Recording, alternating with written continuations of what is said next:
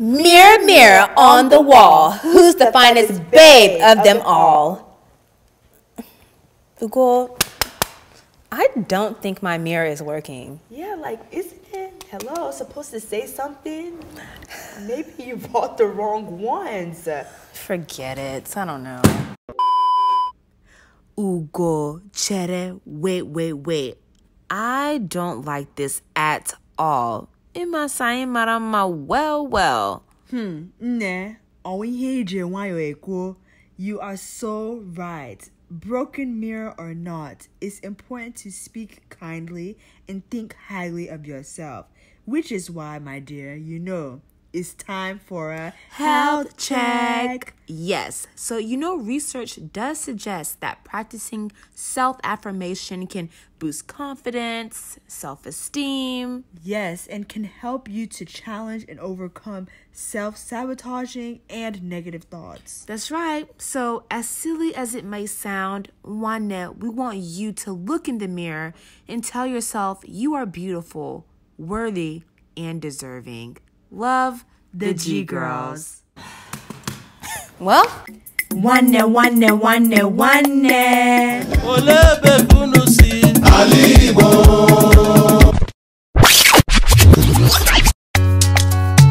I'm Ozo, the Ada. And I'm Ugo, the Olo. And we are the G Girls. Come take a look into our vibrant world. We are sisters. And not just any sisters, but Igbo sisters with passions for our beautiful culture. We'll be interviewing your favorite Afro creatives and having inspiring, real, and of course, gisty conversations. So take a deep breath, check your pulse, and come vibe with the G Girls. This is Studio Medicine. Nwanne. Hi, Nwanne. I'm Ozo. And I'm Ugo. And we are the G Girls. And welcome to another episode of Studio Medicine. All right, beautiful. Wow. Cutie. Pretty gal. I'm loving it. Asambate wanyoma. Woo! Silence gal. Wow. Those are all sorts of names that we love to be called. Words of affirmation. Right. Who doesn't love it? But what is beauty? How do you define someone as beautiful? Like, who sets those standards? Yeah, wow. That's honestly a really deep question. Yeah. And I honestly think it's deep because of the fact that the perception of beauty is constantly evolving, especially because in society, there's new trends each and every single day. All the time. And even from a historical standpoint, how beauty is perceived varies in cultures by individuals. There's no set answer for what beautiful is. Most definitely. And one unfortunate thing is specifically when we think about African beauty or Black beauty is that it's not necessarily always been embraced. Or even desired. Yes, and it's very difficult at times to swallow that reality, but it doesn't negate the fact that there are current efforts to kind of recognize and showcase the beauty of our Blackness. Yeah, but always more can be done. Yes, I agree. And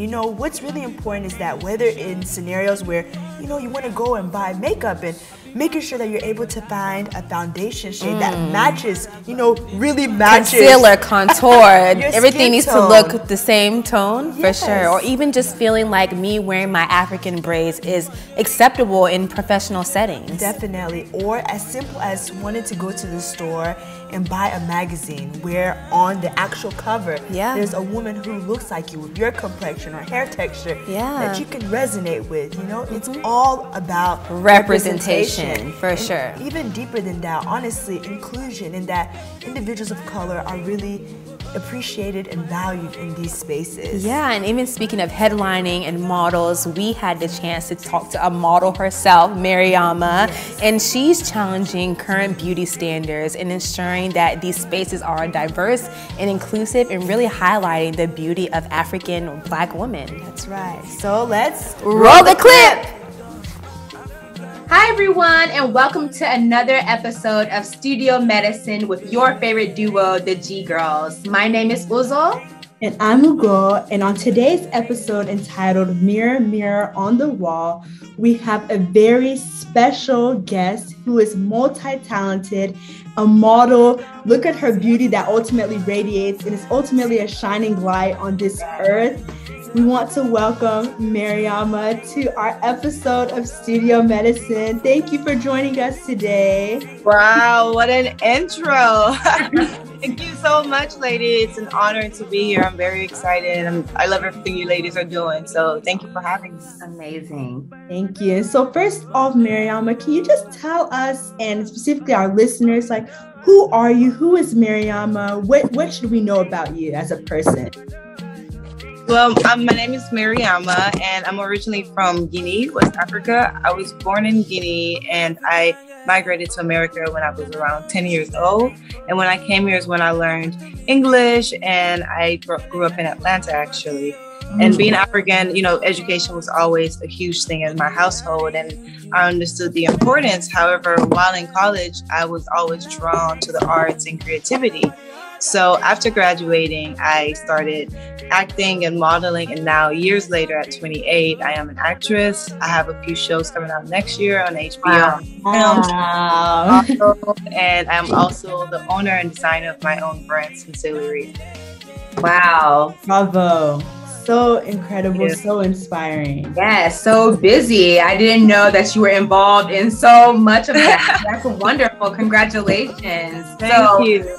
My first question for you is that oftentimes you'll hear the phrase or the term mind-body connection, right? And with all the work that you're doing, being a model, a designer, an actor, an overall philanthropist, how do you balance your mental and your physical well-being? And I want you to speak on this in the context of where you are now, and also what did that look like when you were, earlier on in your career? Because I know like you used to model, or where it all started in South Africa. So does that look different? How you balanced it there? Yeah. So speak to me a little bit about that. So, well, as far as balancing my mental and my wellness is something where as I get older, I am learning to master, as far as setting boundaries, finding different little habits that I can build into my routine to make sure that I'm going and working at the most optimal level. However, in the beginning of my career, and even honestly last year, because last year I started a business in the pandemic, so I felt like I was still at the beginning. So that hustle and those sleepless nights do have to come in sometimes. So in the beginning of my career, I was working nonstop. It was 12-hour days, 4 days a week. I didn't really understand the importance. I was always in that mindset of I need to hustle, I need to grind. I'm the oldest of all girls. So growing up, I've always had my sisters in the back of my head, my family back home in the back of my head. It's a different kind of pressure when you're an immigrant. However, now as I get older, I'm learning that I can only show up the way I want to show up if I prioritize myself and my well-being as well. So I am going into this chapter in my life where I am creating habits. So for example, one thing that I do now is every morning, first thing I do when I wake up is I pray, and then I write 5 things down. Even if I list them sometimes, I just say 5 things really quick that I'm grateful for. And then I'm like, everyone taking notes. These are gems. Thank you. So I wake up, I pray, and then I'm like, what are 5 things I'm grateful for? And then what is the one thing I need to do today? And then after I have that, I spend 5 minutes to myself, whether I'm stretching, meditating. Sometimes I will just sit. If it's just sitting, having a cup of coffee, but just giving myself these few minutes to myself in the morning where I can recharge, I can make sure that I'm grounded, and it keeps me motivated. It makes such a big difference. Let me ask you, if you did write any gratitudes this morning, what were some of those things you wrote down for today? Well, the first thing I'm grateful for my bed, because I wake up and I'm like, sitting, I'm like, okay, if anything, I woke up in a warm bed. That alone is a big thing to be grateful for, because a lot of people have it. So I try to think small. And then I talk to my boyfriend early in the mornings, and I'm grateful for him. So I'm like, okay, I'm grateful I have people in my life. Yeah. I'm grateful I'm doing something I love. That's something that is, we take for granted sometimes, but being able to pursue something, even though it has challenges, if you love it, that within itself is a blessing. Yes. Like, you asked for one, but like those are like. No, I was just, yeah, that's awesome. That's awesome. Wonderful. So, Mariama, as I mentioned earlier on, this episode is titled Mirror, Mirror on the Wall. And ultimately, I want to start pushing the conversation forward a little bit about some of the challenges we face as darker skinned women in today's society. And, there's a lot of stereotypes associated with being a darker skin tone. There's a lot of, unfortunately, negative pictures and things associated with it in terms of beauty standards. And so I wanted to ask you, specifically as someone in the modeling industry, as a dark skinned woman, how do you use your career and platform as a stance for either promoting? Because of course I can't, not say that there's been some positive changes that are being made in the field, but also going against some of the current beauty standards that we still try and battle today. That's a really good question. I think as a model, especially a dark skin model, one of my responsibilities is to making sure I'm serving as a positive representation to young women and women out there. Therefore, with everything that I do, I strive to be authentic, and that's why I love social media. I remember when I first started being a model, everyone on my team, and, I have new people now, but everyone, every agency always tried to put their idea of beauty on me. They're like, no, you have to look like this. Well, no, you can't change this. You have to be like this. And with social media, I was able to try things and just put it out there, just showcase what my idea of beauty is. And by doing that, I also was able to see what other people's standards of beauty is. There's something beautiful with social media that help us connect. We are uplifting, And I'm also grateful because I know so many beautiful dark-skinned women. I have so many powerful friends. So with my platform, any chance I get, I'm resharing. If I see someone's posting a photo and she's glowing, I'm resharing, just building that community. And that's something I really strive to do, especially with my brand, just building a community where we can uplift each other and really make a difference. Because if you really think about it, the standard of beauty that we see is not real. Beauty is deeper than what they're showing us. A lot of it goes down to making money, making sales and market. So once you realize that and you build a community underneath that is rooted on, hey, this is what real beauty is. This is we're supporting each other, we're loving each other, then we can actually start seeing bigger changes happening.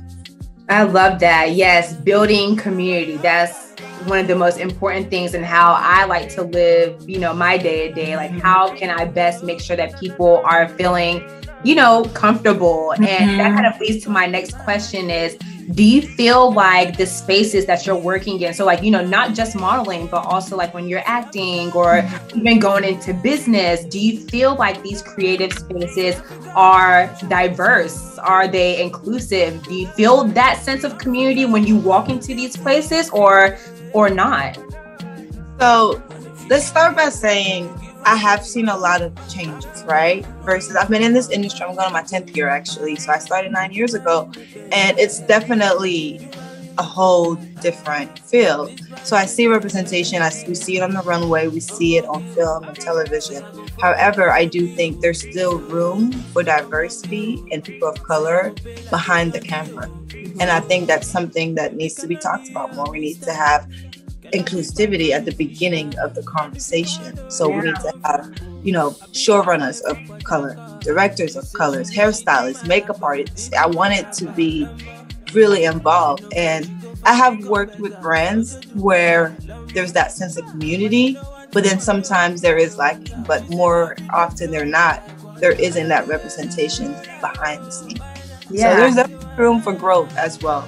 Ideally, what is your favorite set look like? Like your most ideal environment? What does that look like for you? A Sincerely set. Honestly, like one thing that I pride myself on and have seen is just the energy on our sets. Like I remember when we were shooting. So when my first campaign for Sincerely, it was very important to me that the hair was amazing, that we represent, like the girls felt beautiful. We had braids, the hairstylist did cool looks, African, like we brought Fulani braids, different things approach, but it was very important that the women, the girls felt beautiful and amazing. And I remember a few models just stopping and saying, I feel so pretty, I feel so beautiful. Wow. And girls feeling empowered and just seeing the energy on set. And it's like, because it's still a new business, a lot of people are friends that I know that we're all like, hey, it's a community, like I'm saying. So from that, and like the Afro beats on set, and like my boyfriend mom came to help. We had like it's just the energy and the vibe. So I would say it's the biggest set so far. Yes, you have to have the energy. I'm telling you, like, that's what it's all about. It makes a difference. You can tell when people feel valued, people feel like you appreciate what they're doing. And when people feel good, you see it. It's a real thing, you know, like you can tell when the energy's off. It always has to be loving. It always has to be welcoming. Yes, definitely. And so we've talked a lot about, you know, these stereotypes, specifically the fact that, you know, you've acknowledged colorism. It's a real thing. It exists. And so I guess now pushing this into more modeling specifically, but more so just image at large, not just skin tone, but, you know, a lot of stereotypes in modeling exist, such as you have to be a certain size, you have to have certain types of features. And so with that being said, how do you combat and I guess mentally cope with these stereotypical notions associated with modeling? So when I started modeling, I already knew that these stereotypical things were going to be there. I already knew. I heard for 3 years, they already had a Black model and no one they had looked like me. So I knew this was very apparent. So what I do and what has helped me is surrounding myself with people who believe in the same mission, who believe in what I'm doing, who can empower me when I have this industry telling me no. And also using the tools that I have. So with social media, we're able to say, hey, actually, I don't need this agency. I can show the world myself, and like we can support each other. So by using that and really using everything to make sure that you're surrounding yourself with things that are going to propel you forward.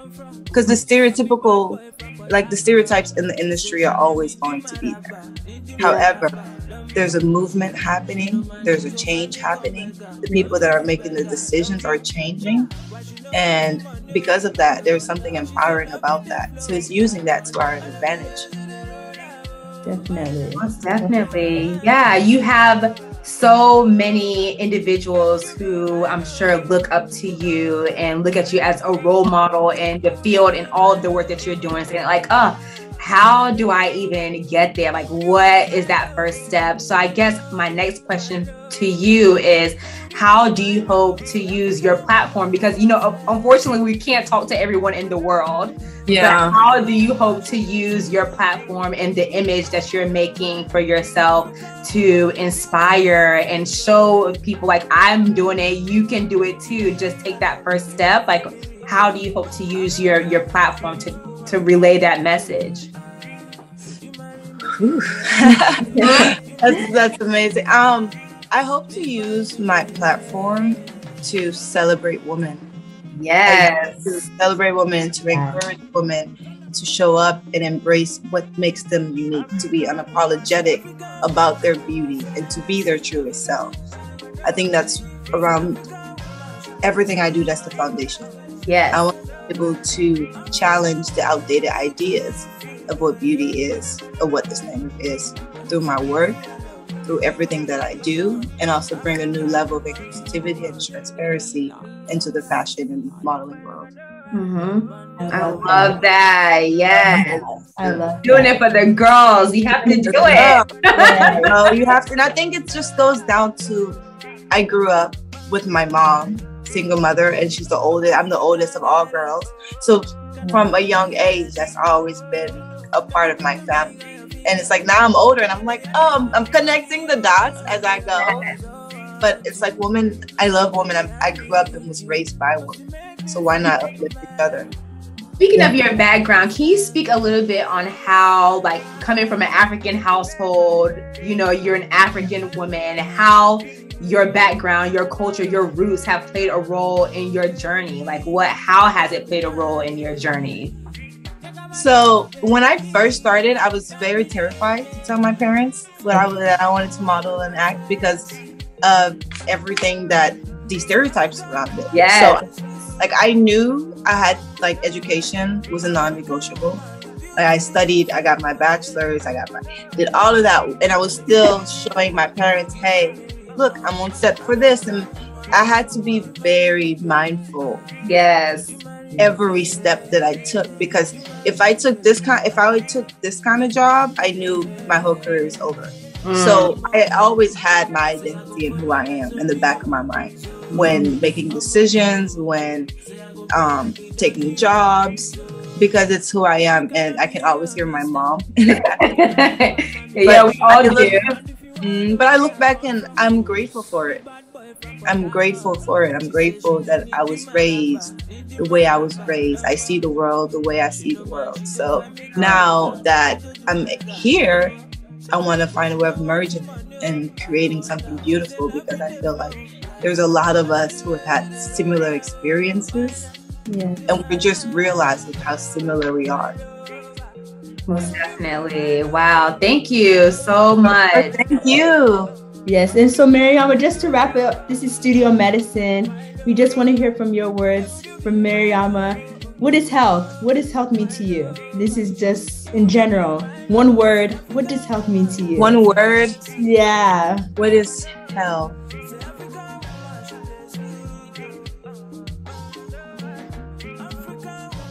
I know.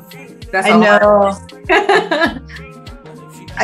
I want to say this word, but it sounds bad, but I want to say health is boundaries. Mm-hmm. You know, I sounds bad, but it's not a bad No, it makes a lot of sense. Explain that a little bit. So boundaries as in when to prioritize yourself, when to say no, but you can even use it to food, when to say no to yourself, when to say no when you want to indulge on something that you know is not going to be good for you later. I love it. Or hanging out with this person that you know is not going to be good for your mental health. So there's different levels, but at the core of it, boundaries to yourself and to others. Yes. No, that does not even like, okay. I'm like, okay, you got me thinking on my feet. So I'm like, oh, I love that. That's 100% life. Like me and my sister always say, life is all about what? Choices. Like, you make that choice. So you set your boundaries and do, things that make you happy, but also healthy. So thank you for that. I loved it. Of course. Thank you so much, ladies. This was fun. Thank you for joining us. Yes. Hopefully, you're based in LA, right? Mm-hmm. Yeah, we're coming to visit you. Welcome. We're pulling out and we're gonna practice our modeling acting skills. Because, come on. Yeah, I would love to have you. I have some dresses for you when you're here. But thank you so much, and we hope to speak to you some other time again. Please, let's stay in contact. But thank you so much for I would sharing. love that. Thank you so much, ladies, and best of luck with everything you're doing. You both are incredible. So thank you for having me. It's been an honor. You take care. Have a good one. Bye. Bye. This is the money on investment.